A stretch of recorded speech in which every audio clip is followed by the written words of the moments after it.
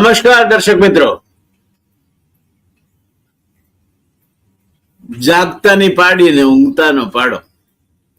માણસ જાગતો હોય એ પામે, ઊંઘતો હોય ખોવે, એવું આપણી કહેવતમાં કહ્યું છે. એવું કહ્યું છે કે ઊંઘતાને જગાડે પણ જાગતાને ન જગાડે. ત્યારે આજે આપણે થોડીક વૈજ્ઞાનિક વાત કરવી છે, આપણા સાથે જોડીને વાત કરવી છે, અને એ વાત છે ઊંઘને લગતી. એવું કહ્યું છે દોસ્તો કે સ્વસ્થ જીવનશૈલી માટે ગુણવત્તાસભર ઊંઘ મહત્વની છે. કેવી જીવનશૈલી? સ્વસ્થ.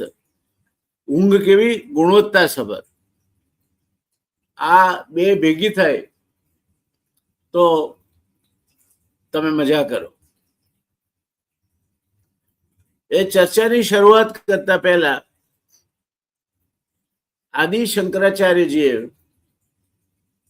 પૂજ્ય આદિ શંકરાચાર્યજીએ શિવ પાનસ પૂજામાં એક શ્લોક મૂક્યો છે, એનાથી શરૂઆત કરીશું આપણે.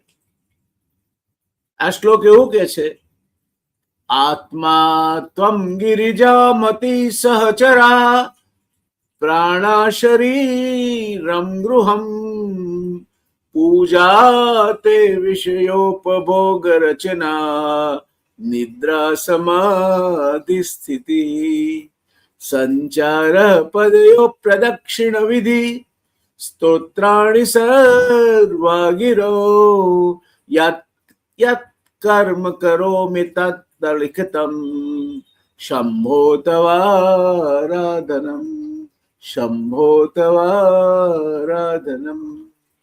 આ શ્લોકનો અર્થ એવો થાય કે હે ભગવાન શંભુ, મારો આત્મા તમે જ છો. મારી બુદ્ધિ એ ગિરિજા એટલે કે પાર્વતીજી છે. મારા પ્રાણો તમારા સહચર એવા શિવના ગણ છે, અને આ શરીર તમારું મંદિર છે.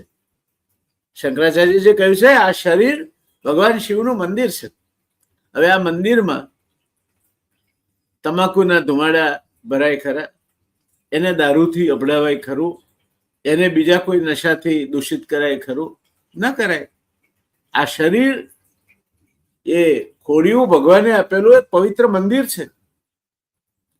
ત્યારે આગળ વધીએ. એમાં શ્લોક આગળ કહે છે કે હું જે વિષયોનો ભોગ કરું છું, સંચાર પદયો પ્રદક્ષિણ વિધિ સ્તોત્રાણી સર્વાગિરો, હું જે વિષયોનો ભોગ કરું છું, ખાવું, પીવું, જોવું, સાંભળવું, તે બધું તમારી પૂજા સમાન છે. અને એમાં આવે છે નિદ્રા સમાધિ સ્થિતિ. મારી ઊંઘ પણ એવી પવિત્ર બને કે તે સમાધિ જેવી હોય. ભગવાનમાં લીન થવાની અવસ્થા, એને સમાધિ કહેવાય. મારા પગથી થતો દરેક સંચાર તમારી પ્રદક્ષિણા સમાન છે. મારા મોઢેથી નીકળતા બધા શબ્દો તમારા સ્ત્રોત સમાન છે. અને હે પ્રભુ, હે ભગવાન શિવ, હે શંકર, હું જે કર્મ કરું છું તે બધું જ તમારી આરાધના બની જાય એવી પ્રાર્થના કરું છું. દોસ્તો, આમાં નિદ્રા સમાધિ સ્થિતિનો ઊંડો ભાવ તમારી સામે રજૂ કરવા માંગુ છું. ભગવાન શંકરાચાર્યએ જે રચના કરી છે, શિવ પૂજા, શિવ માનસ પૂજામાં માટેનો જે શ્લોક છે, એ શબ્દોમાં નિદ્રા સમાધિ સ્થિતિ આ શબ્દ સમૂહ આવે છે. આ શબ્દોમાં ઊંચો આધ્યાત્મિક ભાવ રહેલો છે. ઊંચો આધ્યાત્મિક ભાવ રહેલો છે.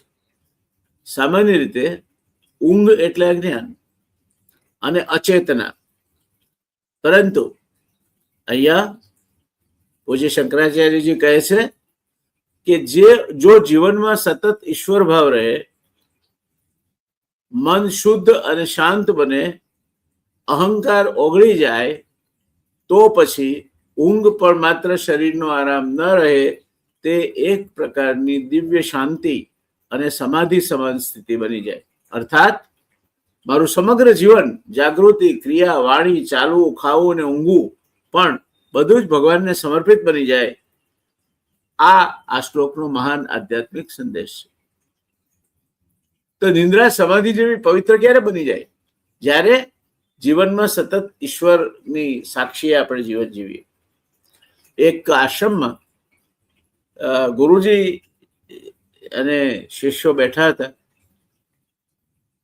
ગુરુજી પાસેથી જ્ઞાન લાભ પામી રહ્યા હતા શિષ્યો. ત્યાં એક ભક્ત આવ્યો, ગુરુજીના ચરણોમાં વંદન કર્યા અને સરસ મજાની પાકેલી કેરીઓનો કરંડિયો એમણે ગુરુજીની આગળ મૂક્યો. કહ્યું કે મહર્ષિ, મારા આંબે જે કેરીનું ફળ લાગ્યું એનો આ પેલો પાક છે. અમે ઉતાર્યું, એ શાખ પડી, કેરી ઉતારી, પકવી, એમાંથી આ પહેલો કરંડિયો મેં ભર્યો છે, આપના ચરણોમાં સમર્પિત કરો. ઋષિવરે આશીર્વાદ આપ્યા, કલ્યાણ, સ્વસ્તિ કલ્યાણમ. પેલો ગયો માણસ ભગવાનનું ચરણ સ્પર્શ કરીને.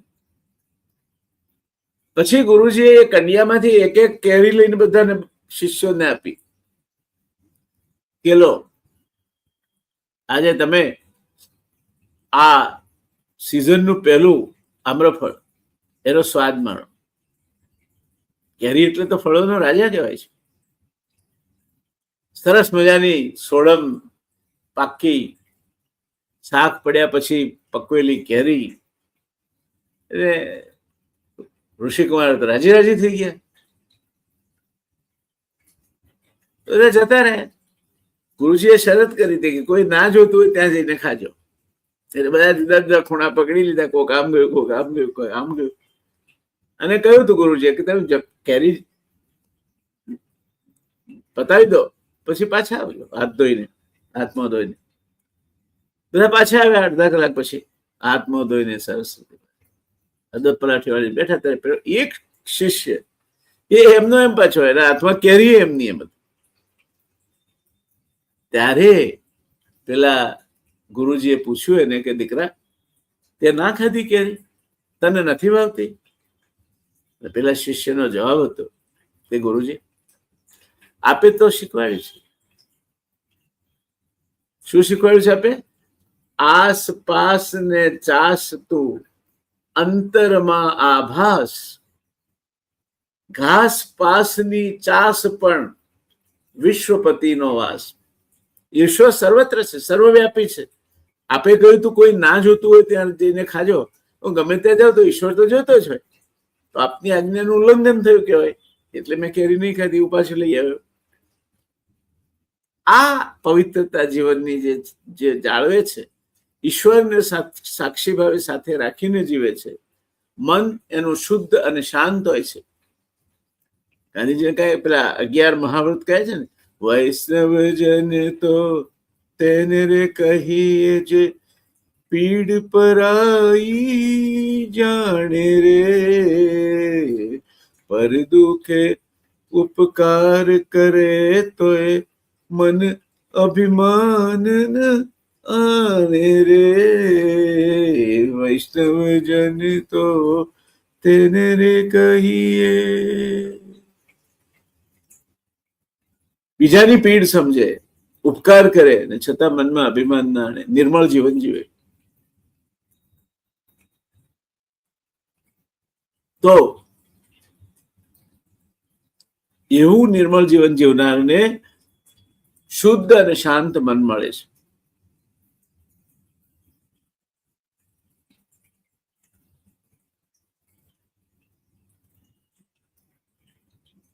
અહંકાર ઓગાળી નાખવો પડે છે. કામ, ક્રોધ, મોહ, મદ, મત્સર અને લોભ, આ 6 માણસના મહાન શત્રુ છે. એમાં અહંકાર સૌથી મોટો શત્રુ છે. રાવણ પાસે બધું જ હતું. વિદ્યા હતી, બળ હતું, ઐશ્વર્ય હતું, લક્ષ્મી હતી, સત્તા હતું, બધું જ હતું. પણ જો એક અહંકાર ના હોત તો રાવણ સરખો રાજીયો જેની મંદોદરી રાણી, દસ મસ્તક છે દાઈ ગયા, રૂડી લંકા રોલાણી. એ કેમ થયું? અહંગ, હું, મેં બકરો બોલે ને એટલે માથું કપાય. જીવનમાં પાળવાના 11 મહાવ્રત છે. સત્ય, અહિંસા, ચોરી ન કરવી, વણ જોઈતું નવ સંગરવું. સત્ય, અહિંસા, ચોરી ન કરવી, વણ જોઈતું નવ સંગરવું. બ્રહ્મચર્ય ને જાતે મહેનત, કોઈ અડે ના અબડાવું. બ્રહ્મચર્ય ને જાતે મહેનત, કોઈ અડે ના અબડાવું. અભય સ્વદેશી સ્વાર્થ ત્યાગને, અભય સ્વદેશી સ્વાર્થ ત્યાગને, સર્વધર્મ સરખા ગણવા. અભય સ્વદેશી સ્વાર્થ ત્યાગને, સર્વધર્મ સરખા ગણવા. એ 11 મહાવ્રત સમજી, નમ્રપણે દૃઢ આચરવા. વૈષ્ણવજન તો તેને રે કહીએ. આ નરસૈયાનો જ પદ છે. તો જેનો અહંકાર નથી, જેનું મન શુદ્ધ છે, સાત્વિક છે, શાંત છે, એને ઊંઘ ઘસઘસાટ આવે. બાળક ઘસઘસાટ ઊંઘે છે કારણ કે એના મનમાં વિકાર નથી. બાળક રડે તો માનવાનું કે એને શરીરમાં કઈ અસુખ છે, નહીં તો બાળક ઘસઘસાટ ઊંઘતું હોય છે, કોઈ ચિંતા નથી હોતી એને. એને વિશ્વાસ છે કે માં છે આજુબાજુ, કોઈ ચિંતા નથી. તો બાળક જેવા જયારે તમે બનો, તમારું મન નિર્મળ બને, કોઈના પ્રત્યે વિકાર ના હોય, કોઈના પ્રત્યે ઈર્ષા ના હોય, કોઈના પ્રત્યે બદલાની ભાવના ના હોય, અહંકાર ના હોય, ત્યારે પ્રભુ તમને પ્રસન્ન થાય. અને ત્યારે તમને એવી ઊંઘ આવે જે સાત્વિક ઊંઘ કહેવાય. એટલે મારું સમગ્ર જીવન જાગૃતિ, ક્રિયા, વાણી, ચાલવું, ખાવું અને ઊંઘવું એ બધું જ જયારે ભગવાનને સમર્પિત હોય, ત્યારે નિદ્રા સમાધિ સ્થિતિ, સમાધિમાં તમે ગયા હો, ઈશ્વરનો સાથે તમારો તાર જોડાતો હોય એવો અનુભવ તમને થાય. દોસ્તો, આજે ઊંઘ વિશે વાત કરવી છે. અને ઊંઘ વિશે વાત કરવા માટે આટલી પૂર્વ ભૂમિકા આધ્યાત્મિક આપવાની એટલા માટે જરૂરી હતી કે ઊંઘ આજની મોડર્ન મેડિકલ સાયન્સની દ્રષ્ટિએ જુદી રીતે જોવાય છે. આપણે આધ્યાત્મિક વાત કરી, હવે આપણે મૂળ વાત પર આવીએ. તો ઊંઘ એ આધુનિક જીવનનો મોટો પડકાર છે દોસ્તો, અને આરોગ્યનો સૌથી અવગણાયેલો સ્તંભ છે. આપણે ઊંઘની દરકાર નથી કરતા. થાય છે, કઈ વાંધો નહીં. આજે મોડા સુવા છે, શું ફરક પડે છે? વાંધો નહીં. મિત્ર આવ્યા હતા, બેઠા, 3 વાગી ગયા, નો પ્રોબ્લેમ. ત્યારે આપણને ખબર નથી કે આપણે આરોગ્યનો સૌથી મોટો અવગણાયેલો સ્તંભ ઊંઘ છે. વર્તમાન સ્થિતિ શું છે? લોકો પોષણ, વ્યાયામ અને દવાઓ પ્રત્યે જાગૃત છે, પરંતુ ઊંઘ વોકી સીડિયા કરામે. ક્યારે તમે ચર્ચા થતી જોઈ? મને ડાયાબિટીસ છે, મને બ્લડ પ્રેશર છે, મને હમણાંથી જરા ઢીંચણમાં દુખાવો રહે છે, મને સાઇનસ થયું છે, આંખ દુખવાય, બધું થાય, પણ ઊંઘ વિશે કોઈ દિવસ ચર્ચા સાંભળી તમે? નથી સાંભળી. કારણ કે આપણે એ વિશે જાગૃત નથી દોસ્તો. આજનો મારો પ્રયાસ છે એ તમને આરોગ્યનો સૌથી મોટો સ્તંભ એવી ઊંઘ વિશે જાગૃત કરવાનો છે. હું ઈચ્છું છું કે મારા દર્શક મિત્રો તરીકે, મારા મિત્રો તરીકે તમે જાગૃત રહો, સચેતક રહો, અને સાથોસાથ સ્વાસ્થ્યપ્રદ જીવન જીવો. તો ઊંઘ, વિશ્વ આરોગ્ય સંસ્થા એવું કહે છે કે ઊંઘ એ નવી વૈશ્વિક સમસ્યા છે, પબ્લિક હેલ્થ ચેલેન્જ છે. જાહેર આરોગ્ય સામેનો મોટામાં મોટો પડકાર ઊંઘ છે. તો આ ઊંઘ કેમ આવું ચેલેન્જ બની ગઈ? પહેલા તો કોઈ આવું વિચારતું પણ નહોતું, ઊંઘ વિશે કોઈ ચર્ચા નહોતી થતી, અત્યારે ભાગ્યે જ થાય છે. તો એનું કારણ છે માનસિક તણાવ. માણસ અહીં ભરી રાખે છે બધું. વિશ્વ આરોગ્ય સંસ્થાએ કહ્યું છે કે હવે પછી માણસ કોવિડ કે ટાઇફોઇડ કે ટ્યુબરક્લોસિસ કે એવા સંપર્કજન્ય રોગો જે જીવાણુથી ફેલે છે એનાથી ઓછો મળશે. સૌથી વધારે મૃત્યુ જીવન પદ્ધતિના રોગોના કારણે થશે. અને જીવન પદ્ધતિના રોગો અહીં ઊભા થાય છે. સાદી વ્યાખ્યા મારી જાણી લો દોસ્તો, જે રોગોને આપણે કંકોત્રી લખીને આપણા ઘેર બોલાવીએ એનું નામ જીવન પદ્ધતિના રોગ. એ રોગ એટલે સ્ટ્રેસ, તણાવ, ડાયાબિટીસ, હૃદય રોગ, સ્થૂળતા, હતાશા, ડિપ્રેશન, આ રોગો અહીં પેદા થાય છે અને આખા શરીરને તમારા જકડી લે છે. એ ન કરવું હોય તો શાંત શાંતિમય જીવન અને સરસ મજાની 8 કલાકની ઊંઘ એ તમારા માટે જરૂર છે. ઊંઘનું વિજ્ઞાન શું કહે છે? સ્લીપ ફિઝિયોલોજી જેને કહેવાય છે. શરીરમાં એક ઘડિયાળ છે. આપણા શરીરની આંતરિક ઘડિયાળ કેવી રીતે કામ કરે છે? તો આ સર્કેડિયન રિધમ, જૈવિક ઘડિયાળ મગજના હાઇપોથેલેમસમાં આવેલું છે અને સુપ્રાચિયામેટિક ન્યુક્લિયસ એટલે દિવસ રાતના પ્રકાશને આધારે શરીરને નિયંત્રણ કરે છે. આ ઘડિયાળ અહીં છે આપણું, અને દિવસ રાતનો જે પ્રકાશ વધઘટ થાય એના આધારે એ આપણી શરીરની પ્રવૃત્તિઓને નિયંત્રિત કરે છે. એ રમત એ હોર્મોન થકી રમે છે. મેલાટોનિન નામનું એક હોર્મોન છે જે રાત્રે અંધારું થાય એટલે પિનિયલ ગ્લેન્ડમાંથી નીકળે અને મેલેટોનિન ઊંઘ લાવે. કોર્ટિસોલ, સવારે પ્રકાશ મળતા આ હોર્મોન વધે એટલે આપણે જાગી જઈએ, પ્રવૃત્ત થઈ જઈએ. સામાન્ય રીતે તંદુરસ્ત વ્યક્તિ માટે 7 થી 9 કલાકની ઊંઘ અનિવાર્ય છે. તમારે 7 થી 9 કલાકની સ્વસ્થ, શાંત, અનડિસ્ટર્બ, કોઈ પણ પ્રકારની ખલેલ વગરની ઊંઘ લેવી જોઈએ. તમે લેતા હો પર્યાપ્ત છે. ઊંઘના 2 તબક્કા છે. પહેલો તબક્કો છે નોન રેમ સ્લીપ કે છે. જો તમે આમાં મેં બતાવ્યો છું 2 તબક્કા છે. એ પહેલા નોન રેમ તબક્કો છે, N1, N2, N3, જે આ તમારા સામેના ચાર્ટમાં તમે જોઈ શકો. N1, N2, N3. આ તબક્કો હળવી ઊંઘમાંથી તમને ગાઢ નિંદ્રા તરફ લઈ જાય છે. અને બીજો તબક્કો છે રેમ.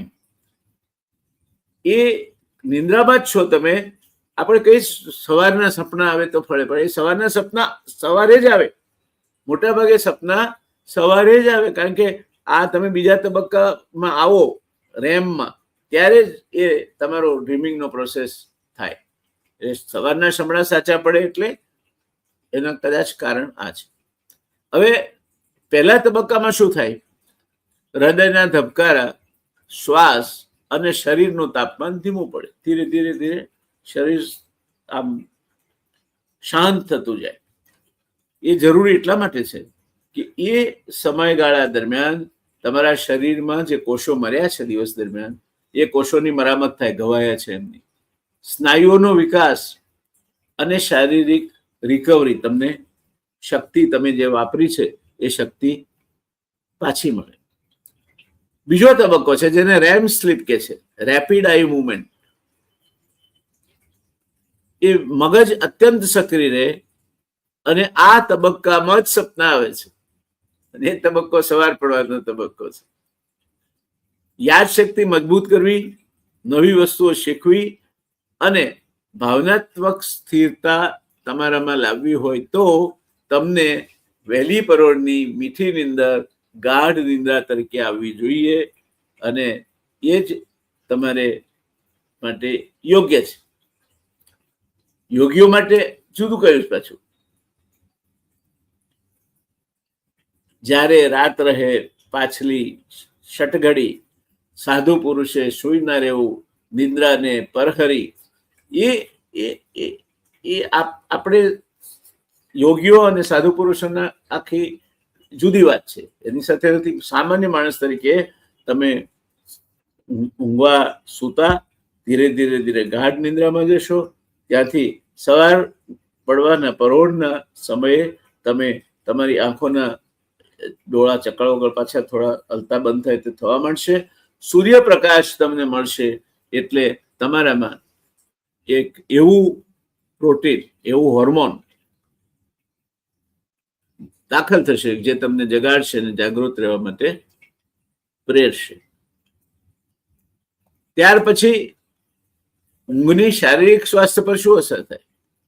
તો ઊંઘ, સારી ઊંઘ, સ્વસ્થ ઊંઘ, તંદુરસ્ત ઊંઘ હૃદય અને રોગ પ્રતિકારક શક્તિની ઢાલ છે.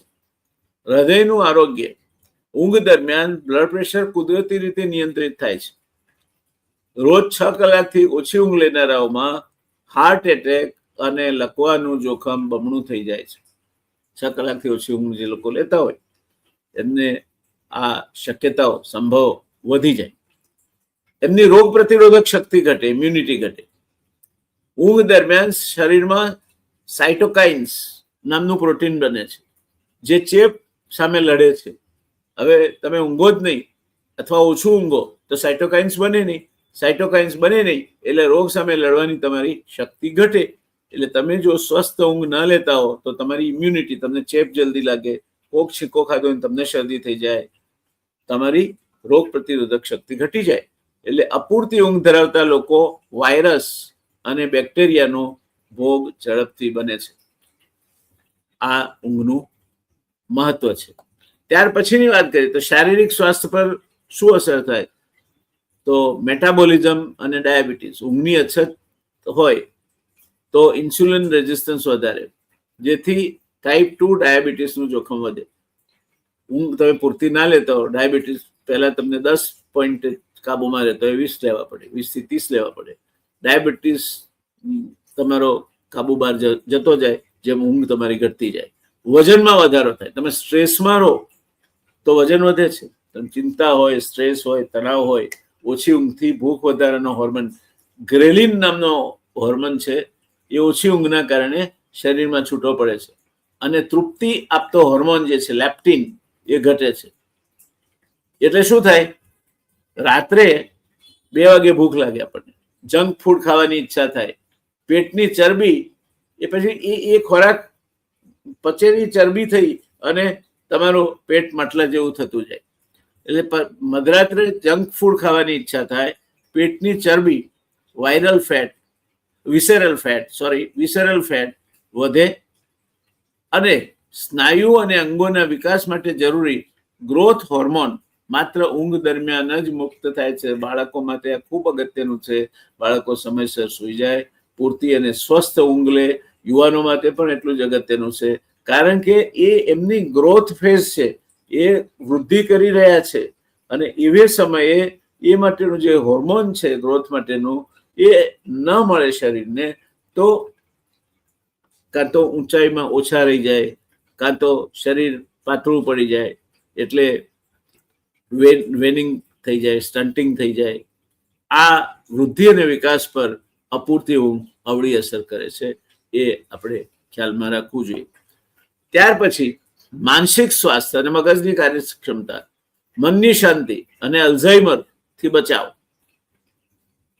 તો તણાવ અને ચિંતા, અપૂરતી ઊંઘ, સ્ટ્રેસ હોર્મોન એટલે કોર્ટિસોલ વધારે. તણાવમાં હો, તમે ચિંતામાં હો, ઊંઘ ના આવતી હોય, પાસા ઘસતા હો તો આ કોર્ટિસોલ વધારે છૂટું પડે શરીરમાં, જેનાથી તમે ચીડિયા થઈ જાઓ. કોઈ બોલે તો ગમે નહીં તમને, કોઈ ઉપયોગી વાત કહેતો હોય બેસને ડબડબ ના કર. માં તને કહ્યું ને હું કેટલી વાર તારે મને કહેવાનું જમી લે, જમું છું. આ તણાવ અને ચિંતાનું લક્ષણ છે. કોર્ટિસોલ તમારામાં વધારે હોર્મોન મુક્ત થયા છે, તમે ચીડિયા થઈ ગયા છો. ડિપ્રેશન સાથે સંબંધ, હતાશા આવી જાય.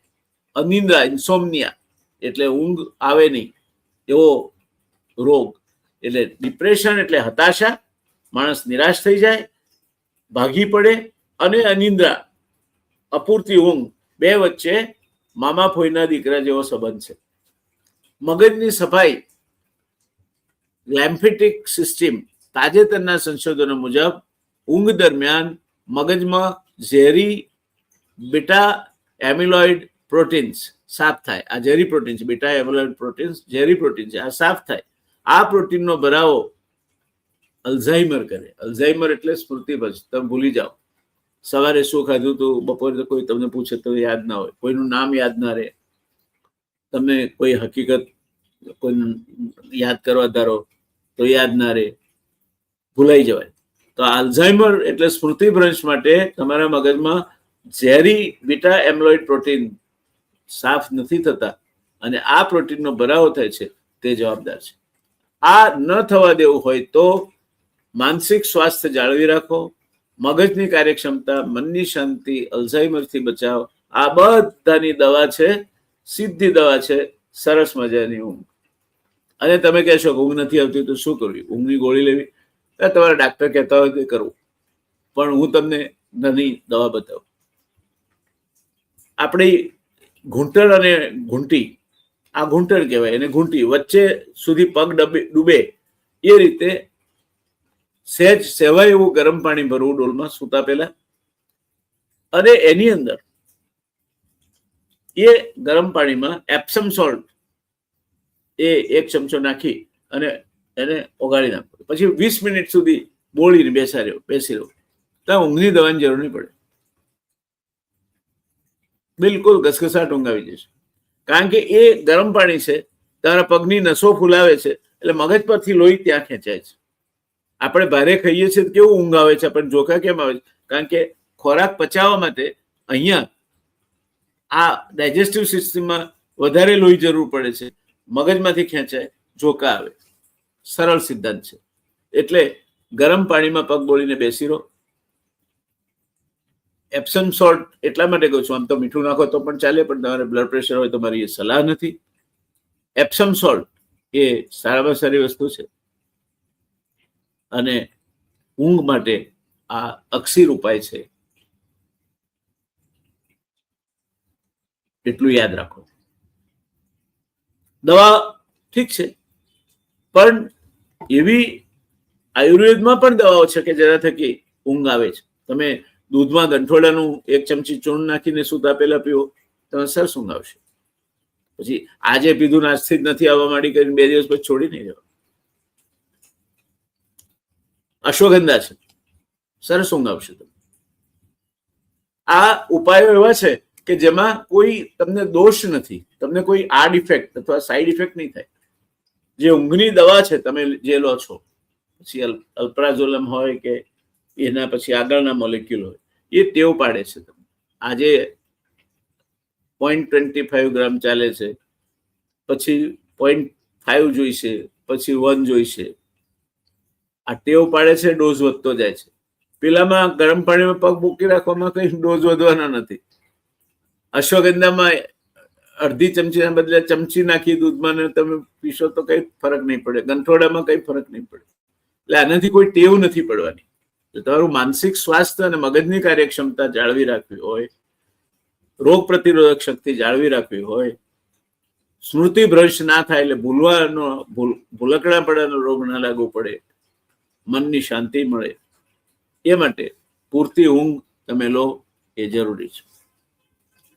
આજના સમયનો મોટામાં મોટો વિલન એ તમારો સ્માર્ટફોન છે, ડિજિટલ સ્ક્રીન. શા માટે આજનો યુવાન ઊંઘી નથી શકતો? એને બ્લુ લાઇટ કે છે. સ્માર્ટફોન અને લેપટોપની સ્ક્રીનમાંથી નીકળતો વાદળી પ્રકાશ મેલાટોનિન હોર્મોનને દબાવી દે છે. મેલાટોનિન એ એવું હોર્મોન છે કે જે અંધારું થાય એટલે છૂટવા માંડે શરીરમાં, જેના કારણે આપણે ઊંઘ આવે. એટલે આપણે સૂતી વખતે બધી લાઇટો ઓલવી નાખીએ છીએ, જેથી મેલાટોનિન વધારે મળે આપણને, આપણે ઘસઘસાટ ઊંઘી શકીએ. આ જોઈને તમે બેસી રહો એટલે પેલું મેલાટોનિન તમારે છૂટું પડતું હોય એ બંધ થઈ જાય, ઊંઘ ના આવે.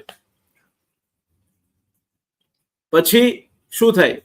દિવસભર કામમાં વ્યસ્ત રહ્યા પછી યુવાનો રાત્રે પોતાના મનોરંજન માટે રીલ્સ, વેબ સિરીઝ આ જોવામાં ઊંઘના ઘણા અગત્યના અને કિંમતી કલાકો બગાડે છે.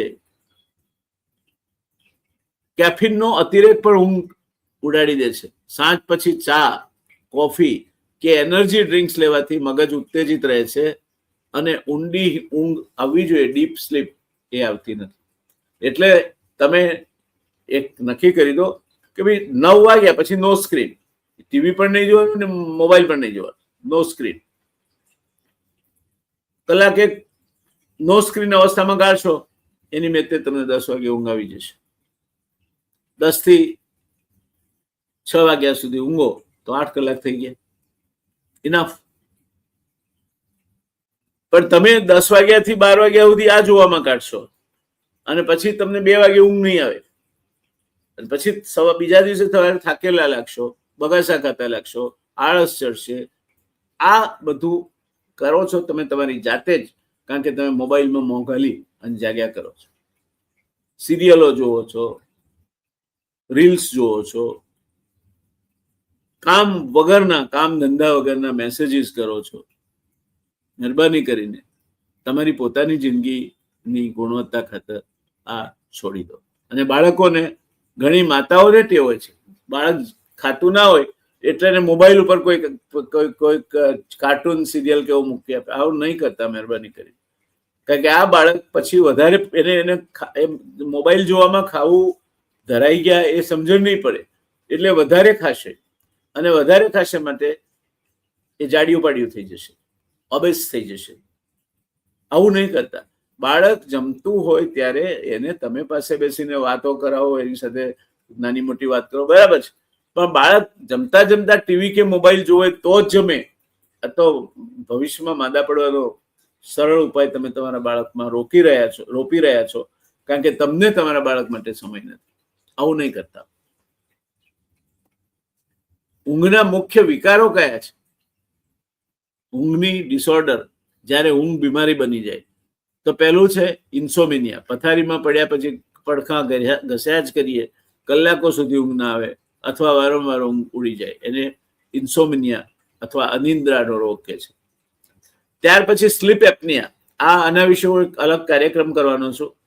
ઊંઘમાં શ્વાસ નળી ટૂંકા સમય માટે બંધ થઈ જવી, ભારે નસકોરા બોલવા અને સવારે થાક લાગવો. હૃદય માટે સ્લીપ એપનિયા અત્યંત જોખમી રોગ છે. તમારા ઘરમાં કુટુંબનો કોઈ પણ સભ્ય જોર જોરથી નસકોરા બોલાવતો હોય, ઊંઘમાંથી એકદમ આમ થઈને જાગી જતો હોય, તો મહેરબાની કરીને એને તમે ડોક્ટર પાસે લઈ જજો. સ્લીપ એપનિયા એ તમારો શ્વાસ નળી અને અન્ન નળીને જુદો કરતો જે પડદો છે, એ પડદો શિથિલ થઈ જાય, તેના કારણે એ આંદોલિત થાય છે. તમે શ્વાસ લો એટલે નસકોરા બોલે છે, અને જ્યારે પછી તમારી જીભ પાછી ખેંચાય અને ન કરે નારાયણ ને એ પડદો તમારી શ્વાસનળી ઉપર ચાલ્યો જાય તો તમને શ્વાસ રૂંધાય. તમે નસીબદાર હો તો ગભરીને જાગી જાઓ એકદમ વિવાગળા થઈને, પણ ન નસીબદાર હો તો શ્વાસ રૂંધાઈ જાય. ઘણા માણસો ઊંઘમાં જ ગુજરી જાય છે, ત્યારે લોકો કહે છે કે એમને હાર્ટ એટેક આવ્યો. નહીં, હાર્ટ એટેક નહીં, આ સ્લીપ એપનિયાથી ગુજરી જાય છે. પછી restless leg syndrome, RLS. Rest એટલે આરામ, રેસ્ટલેસ એટલે આરામ વગરનો, રેસ્ટલેસ લેગ એટલે પગ, અને સિન્ડ્રોમ એટલે એક પ્રકારનું પરિસ્થિતિ.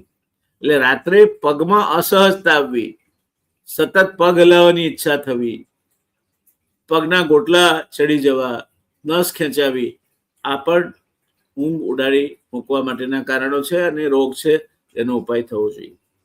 નાર્કોલેપ્સી એટલે દિવસ દરમિયાન ગમે ત્યારે અચાનક જ તીવ્ર ઊંઘ આવી જાય. તમે બેઠા હો, સામે વાત કરતો હોય માણસ, બેઠા બેઠા માણસ ઊંઘી જાય, એને નાર્કોલેપ્સી કહે છે. એકદમ ભર નિંદ્રામાં જતો રહે. આ ન્યુરોલોજીકલ સમસ્યા છે, એનો ઉપાય પૂરતી કાળજી સાથે થવો જોઈએ. ઉંમર પ્રમાણે કેટલી ઊંઘ જોઈએ? તો બાળકોથી લઈને વૃદ્ધો સુધી કેટલી ઊંઘ જોઈએ એનું મેં અહીંયા તમારા માટે ચાર્ટ તૈયાર કર્યો છે. બાળક હોય 4 થી 12 મહિનાનો, એ 12 થી 16 કલાક ઊંઘે. ત્યાર પછી તમારો 1 થી 2 વર્ષનો સમયગાળાનું બાળક થાય એટલે 11 થી 14 કલાક ઊંઘે. 3 થી 5 વર્ષ 10 થી 13 કલાક. નિશાળે જતું થાય 8 થી 12 વર્ષ એટલે 9 થી 12 કલાક. 13 થી 17 વર્ષ 8 થી 10 કલાક. એડલ્ટ એટલે વયસ્ક થાય 18 વર્ષ ઉપર, ત્યાંથી છેક 60 વર્ષ સુધી 7 થી 9 કલાકની ઊંઘ લેવી જોઈએ. અને ઘરડાપાની ઉંમરે એટલે 60 વર્ષ ઉપરની ઉંમરે 7 થી 9 કલાક. શક્યતા 7 કલાક ઓછામાં ઓછી, એથી વધારે ઘસઘસાટ ઊંઘ આવે તો વધારે સારું. અને ઊંઘ તમારી બગડે નહીં એટલા માટે તમે કેટલીક ટેવો પાડો. સ્ક્રીન ના જુઓ. તમારા સ્માર્ટફોનને એક બાજુ મૂકી દો. તમારો ઊંઘવાનો ટાઈમ 10 વાગ્યા 9 વાગ્યા પછી સ્ક્રીન નહીં, ટેલિવિઝન નહીં જોવાનું. રાત્રે વારંવાર તમારે પેશાબ કરવા જવું પડતું હોય તો એ અંગે પણ ડોક્ટરની સલાહ લેવી. ઓછું પાણી પીવો જેથી રાત્રે ઊંઘ ન બગડે તમારી. બાળકો અને કિશોરો માટે મગજના વિકાસ અને અભ્યાસમાં એકાગ્રતા માટે 9 થી 11 કલાકની ઊંઘ જરૂરી છે. સ્ક્રીન ટાઈમને લીધે તેમનામાં ગુસ્સો અને સ્થૂળતા વધી રહ્યા છે. આજના બાળકમાં આ જે મોબાઈલમાં મોઢું ગાલીને બેસી રહે છે એના કારણે ગુસ્સો અને સ્થૂળતા વધી રહ્યા છે. વૃદ્ધો એટલે એલ્ડરલી, ઉંમર વધવાની સાથે ઊંઘની ઊંડાઈ ઘટે છે. શારીરિક દુખાવો, પ્રોસ્ટેટની સમસ્યાઓ કે દવાઓની આડઅસરને લીધે પણ તેમની ઊંઘ વારંવાર ડિસ્ટર્બ થાય છે. વારંવાર લઘુશંકા એટલે પેશાબ કરવા માટે જવું પડે, એના કારણે પણ ડિસ્ટર્બ થાય છે. એ બધું હોવા છતાં પણ 7 થી 8 કલાકની ઊંઘ જો આવતી હોય તો એ યોગ્ય છે. સારી અને ગુણવત્તાસભર ઊંઘ માટેના ઉપાય કયા? તો પહેલા તો તમારું જીવનનું સમયપત્રક નક્કી રાખો. રોજ સુવાનો અને જાગવાનો સમય શનિવાર હોય રવિવાર હોય તો પણ એક સરખો જ હોવો જોઈએ. એમને રવિવારે 11 વાગે ઉઠી અને ચાય થાય છે ને એવું નહીં. ખોટી ટેવો નહીં પાડો. તમે 10 વાગે સુઈ જતા હો રોજ તો 10 વાગે સુઈ જાઓ. 7 વાગે ઉઠી જતા હો 7 વાગે ઉઠી જાઓ. 6 વાગે ઉઠતા હો 10 થી 6 8 કલાક થયા ઉઠી જાઓ. આ જ સમયપત્રક શક્ય પછી ક્યાંક કોઈ વખતે કોઈ અપવાદરૂપ પરિસ્થિતિ આવે તો જુદી વાત છે, પણ પછી એ પરિસ્થિતિ એક જ દિવસ પૂરતી હોય, વારંવાર ના હોય. પછી ડિજિટલ ડિટોક્સિફિકેશન ઓફ ડિજિટ. સુવાના 1 કલાક પહેલા મોબાઈલ અથવા ટીવી સાવ બંધ કરી દો. મેં સમજાવ્યું છે એટલે વધારે સમય નથી રોકાતો અહીંયા. યોગ્ય વાતાવરણ, બેડરૂમમાં અંધારું, શાંતિ અને તાપમાન અનુકૂળ. થોડું ઠંડુ રાખો, ઠંડી હોય તેવું નહીં પણ અનુકૂળ તાપમાન. આહારમાં રાત્રે હળવું ભોજન લો. દૂધ, બદામ અને કેળા જેવા મેગ્નેશિયમ અને ટ્રિપ્ટોફન યુક્ત પદાર્થો ઊંઘમાં મદદ કરે છે. ધ્યાન અને વ્યાયામ, નિયમિત યોગ કે પ્રાણાયામ કરો, પરંતુ સૂતા પહેલા ભારે કસરત ટાળો. સૂતા પહેલા ભારે કસરત નહીં કરવાની. યોગ, પ્રાણાયામ, શ્વાસોશ્વાસ નિયંત્રણ બધું થઈ શકે, એ કરી શકાય. ટેકનોલોજી અને જનજાગૃતિની જરૂરિયાત ભારતીય પરિપ્રેક્ષમાં મારા મત પ્રમાણે ખૂબ છે. અને મેં એટલે જ આ મારા દર્શક મિત્રો માટે કાર્યક્રમ ખાસ રસ લઈને બનાવ્યો છે. એક એવી ખોટી માન્યતા પ્રવર્તે છે કે ભારતમાં આજે પણ વધુ ઊંઘ લેનારને આળસુ ગણવામાં આવે છે, જે માનસિકતા બદલવી પડશે. ટેકનોલોજીના 2 પાસા છે. સ્માર્ટ વોચ અને એપ ઊંઘ ટ્રેક કરવામાં મદદ કરે છે, પરંતુ એના આંકડા જોઈને વધુ ચિંતા થતી હોય તો એને સ્લીપ એન્ઝાઇટી કહેવાય. એટલે જરૂરી પગલાઓ રૂપે એનાથી દૂર રહો. શાળાઓમાં સ્લીપ એજ્યુકેશન આપવું જોઈએ. ઊંઘવું કેટલું, કેવું, ક્યારે વગેરે. અને કંપનીઓએ નાઇટ શિફ્ટના કર્મચારીઓ માટે ખાસ હેલ્થ પોલિસી બનાવવી જોઈએ. આટલું તમે કરો તો તમે મજામાં રહી શકશો. 2 કવિતાઓ છે દોસ્તો. દિવસભરની દોડધામ પછી થાકી જાય મન અને પ્રાણ, ઊંઘ આવે શાંત પવન સમી, હરી લેવા એ મનની તાણ. દિવસભરની દોડધામ પછી થાકી જાય મન અને પ્રાણ, ઊંઘ આવે શાંત પવન સમી, હરી લેવા એ મનની તાણ. આંખોમાં સપનાઓ ખીલે, આંખોમાં સપનાઓ ખીલે, ચાંદની ગાય ધીમી તાન, રાત બને આશીર્વાદ જેવી, મળે આત્માને નવી ઉડાન. ઊંઘ છે કુદરતની અદ્ભુત દવા, નથી કોઈ એની સરખામણી, જેને મળે નિર્મળ નિદ્રા, તેના જીવનમાં સદા ઉજાણી. સવાર પડે ત્યારે ફરી મન થાય તાજું, શરીર મસ્ત, સારી ઊંઘનું સાચું ધન, જીવન બનાવે સુખમય અને સ્વસ્થ. સારી ઊંઘ છે એ સાચું ધન છે, કારણ કે એ તમે તમારું જીવનને સુખમય અને સ્વસ્થ બનાવે છે. અને આપણને શીખવાડવામાં આવે છે કે પહેલું સુખ તે જાતે ને રહ્યા, શરીર માધ્યમ ખલું ધર્મ સાધન. બીજી કવિતા છે, નિંદર રાણી ધીમે આવે, આંખોમાં સપના સજાવે, થાકેલા હૈયાને શાંતિ આપી, મીઠા સંગીત સમલહેરાએ, ચાંદ તારા આભે નિહાળી, રાત મધુર ઘેરાય મનવા, ઊંઘ વગરનું જીવન જાણે, રણમાં સુકાઈ ગયેલી શાખા, જે સુવે સમયસર રોજ, જે સુવે સમયસર રોજ, તેનું મન રહે ઉત્સાહિત ઉત્કર્ષ, તંદુરસ્તીનો ખજાનો ઊંઘ, જીવનમાં ભારે સુગંધ ને હર્ષ. આવો કરીએ સંકલ્પ આજે, મોબાઈલથી થોડું અંતર રાખી, સમયસર સુઈ સ્વસ્થ બનીએ, નિંદર રાણીનું સ્વાગત કરીએ. મારી મા મને કહેતી હતી, બગાસા આવે ને એટલે મારી મા મને કહેતી હતી એવું કે નિંદ બગાસું મોકલે, નિંદ બગાસું મોકલે, જા બગાસા તું, તારું કીધું નહીં કરે તો એને દેડવી પાડું હું. એ પેલા બગાસું આવે કે ભાઈ હવે સુવાનો સમય થાય, સુઈ જાવ સુઈ જાવ સુઈ જાવ, એ તમે નહીં માનો તો હું પછી ઝોકા ખાશો તમે. નિંદ બગાસા મોકલે, જા બગાસા તું, તારું કીધું નહીં કરે એને દેડવી પાડું હું. દોસ્તો હવે કેટલાક કાર્ટૂનો જોઈએ. આનો નિષ્કર્ષ એ છે, જેમ વાહનને રિચાર્જ કે સર્વિસિંગની જરૂર હોય છે, તેમ માનવ મગજ અને શરીર માટે ઊંઘ એ સર્વિસિંગની પ્રક્રિયા છે. આપણી પ્રાચીન કહેવત વહેલા નીત ઉઠવું વહેલા શું, એ પેલા કહેવાત હતું, વહેલા સુઈ જે ઉઠે વહેલા ઉઠે વીર, બળ બુદ્ધિ ધન બહુ વધે, સુખમાં રહે શરીર. વહેલા સુઈ જે ઉઠે વહેલા ઉઠે વીર, બળ બુદ્ધિ ને ધન વધે, સુખમાં રહે શરીર. સ્વસ્થ જીવનના 3 શૂન્યમાં છે, સંતુલિત આહાર, નિયમિત વ્યાયામ અને ગુણવત્તાસભર ઊંઘ. આ ત્રણેયમાંથી એક પણ ઓછું હશે તો સ્વાદિષ્ટ અને તંદુરસ્ત જીવન અશક્ય છે. દોસ્તો હવે કેટલાક કાર્ટૂનો જોઈએ, બહુ ગંભીરતાથી અમે સાંભળ્યું. પેલું કાર્ટૂન આ તમારા મિત્રોને પણ મોકલજો, અમને પણ મજા આવશે. સારી ઊંઘ સ્વસ્થ જીવનની કુંજી, કુંજી એટલે ચાવી. સારી ઊંઘ સ્વસ્થ જીવનની ચાવી છે. દિવસે તાજગી અને રાત્રે સારી ઊંઘ આપે સ્વસ્થ અને ખુશહાલ જીવન. બીજું કે છે કે શરીરને આરામ અને નવી ઉર્જા. ઊંઘ દરમિયાન શરીર આરામ કરે છે, નવી ઉર્જા મેળવે છે. સારી ઊંઘ બરાબર તાજગી ભરેલો દિવસ. ત્યાર પછી મગજને વધારે શક્તિશાળી બનાવે છે. ઊંઘ યાદશક્તિ વધારવામાં, ધ્યાન કેન્દ્રિત કરવામાં અને શીખવામાં મદદ કરે છે. સારા વિદ્યાર્થી બનવું હોય, પહેલા નંબરે પાસ થવું હોય તો બાળક સ્વસ્થ અને સારી ઊંઘ લે, એ પહેલી જરૂરિયાત છે. સારી ઊંઘ લેનાર, પૂરતી ઊંઘ લેનાર બાળકનું મગજ તેજસ્વી બને છે. રોગ પ્રતિરોધક શક્તિ પણ વધે છે. રોગ પ્રતિરોધક શક્તિ વધારે છે મેં આપને કહ્યું. ત્યાર પછીના મુદ્દાની વાત કરીએ તો મૂડ સારો રાખે છે.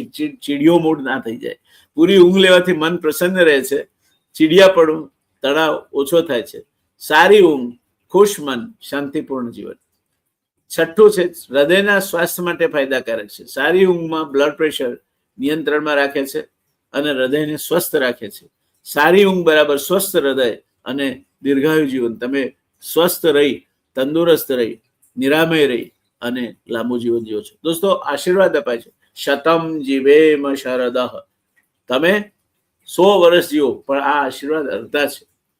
આખો શ્લોક તો બીજું કે છે, એ કે શતમ જીવેમ શરદઃ, શતમ પશ્યેમ શરદઃ, શતમ ઘ્રાણેન શરદઃ, શતમ વીના શામ શરદઃ, શતમ બ્રુવાયામ શરદઃ, શતત. એટલે તમે એવું 100 વર્ષ જીવો કે જે 100 વર્ષ દરમિયાન તમે સૂંઘી શકો, જોઈ શકો, ચાલી શકો, બોલી શકો, સંપૂર્ણપણે સ્વસ્થ જીવન. પથારીમાં પડેલીને 100 વર્ષ જીવવાની વાત નથી. ખાલી શતમ જીવેમ શબ્દ અધૂરો. શતમ ગ્રહણેન શબ્દ 100 સરસ સૂંઘી શકો. ક્યારે? તમારું નાક સતેજ હોય ત્યારે. શતમ પશ્ચિમ શરદ, 100 શરદ જોઈ શકો. સરસ મજાના કેસુડા પર ફૂલ આવ્યા હોય, આંબા ઉપર કેરી આવી હોય, એ જોઈ શકો. આંખો સારી હોય ત્યારે.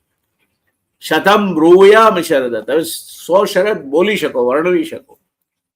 આવી સ્વાસ્થ્યપ્રદ 100 શરદ જીવવાનો આશીર્વાદ છે.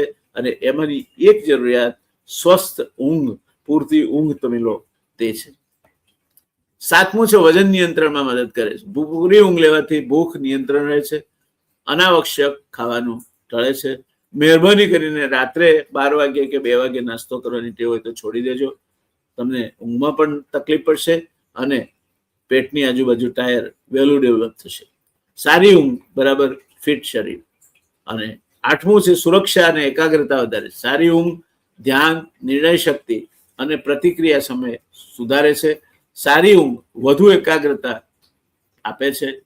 સારી ઊંઘ લેનાર બાળક રમતમાં, પછી ટેનિસ રમતું હોય, બેડમિન્ટન રમતું હોય કે ક્રિકેટ રમતું હોય, એકાગ્ર થઈ શકે છે. અને સાથે સાથે પોતાના અભ્યાસમાં પણ એકાગ્ર થઈને અવ્વલ નંબરે આવે છે. એટલે તમારું બાળક પૂરતી ઊંઘ લે એ એક એના માટે પાયાની જરૂરિયાત છે. બાળકોને મોડા સુધી જાગતા રહેવાની, મોબાઈલ સાથે છેડા કરવાની ટેવ ન પાડો. બાળકોના વિકાસ માટે જરૂરી છે. ઊંઘ દરમિયાન શરીર હોર્મોન છોડે છે. મેં આગળ સમજાવ્યું, જે બાળકોના વૃદ્ધિ અને વિકાસમાં મહત્વની ભૂમિકા ભજવે છે. સારી ઊંઘ બરાબર સારો વિકાસ અને ઉજ્જવળ ભવિષ્ય. અને છેલ્લું, સારી ઊંઘને સારી આદતો બનાવો. સમયસર સૂવો, સમયસર ઉઠો. સૂતા પહેલા મોબાઈલ અથવા ટેલિવિઝન સ્ક્રીન ટાળો. હળવું ભોજન લો. શાંતિપૂર્ણ વાતાવરણ બનાવો. દરરોજ 7 થી 8 કલાક શાંતિપૂર્ણ સરસ મજાની ઊંઘ લો. સારી આદતો, સારી ઊંઘ બરાબર સ્વસ્થ જીવન. એટલે ઊંઘતી વખતે બોલવાનો એક શ્લોક છે, શયનમ પદ્મનાભસ્ય મુચિકુંદો મહામુનિ અગત્યમ માધવશ્ચૈવ પંચેતે સુખદાયકા. 5 આ મુનિઓના નામ છે. પદ્મનાભ, શયનમ પદ્મનાભસ્ય, મુચુકુંદો મુચુકુંદ મુનિ, મુચુકુંદો મહામુનિ, અગત્યમ માધવશ્ચૈવ, અગત્ય માધવ, પંચેતે સુખદાયકા. 5 મુનિઓના નામ લીધે સુઈ જાઓ, નિરાતે ઊંઘો. 8 કલાક કોઈ તમારા વગર દુનિયા અટકી જવાની નથી. વળી પાછા જાગીને સ્વસ્થતાપૂર્વક, ઉત્સાહપૂર્વક, આનંદપૂર્વક તમારા કામે લાગો. એ તમને મારી સલાહ છે. દોસ્તો, આ કાર્યક્રમ તમારા માટે ખાસ તૈયાર કર્યો છે. તમે જેને તમારા વહાલા ગણતા હો, જેના તમે હિતેચ્છુઓ, એ સૌને સાથે આ કાર્યક્રમ તમે તો લાઈક કરજો જ, શેર કરજો, સબસ્ક્રાઈબ કરજો. આ જે મહેનત છે, અમારી મહેનતનું ફળ શું? અમે પૈસા તો લેતા નથી. ક્યાંય આ દરમિયાનમાં કોઈ અમને જાહેર ખબરનો ટેકો આપવા નથી આવતો. યુટ્યુબ જાહેર ખબર કરતી હશે તે કરે છે. બાકી જે મહેનત કરીએ છીએ એનું સાચું વળતર અમને ત્યારે જ મળે છે જ્યારે તમારામાંથી કોઈ કેમ કહે છે કે ના મજા આવી, આ એક ના મજા આવી ગઈ. અને તમે જેટલા તમારા હિતેચ્છુઓ, મિત્રો, જેમ તમારા સ્વજનો ગણો છો, એમના સાથે આ કાર્યક્રમ વહેંચો, શેર કરો, એવી મારી આપને વિનંતી છે. મળીશું આવતીકાલે વળી પાછા એક નવા કાર્યક્રમ સાથે. કાલે તો શનિવાર છે એટલે શેર બજાર, રવિ દિયોરા સાથેનો આપણો કાર્યક્રમ. મળીશું. આવજો. શુભરાત્રિ, શુભ નિંદ્રા.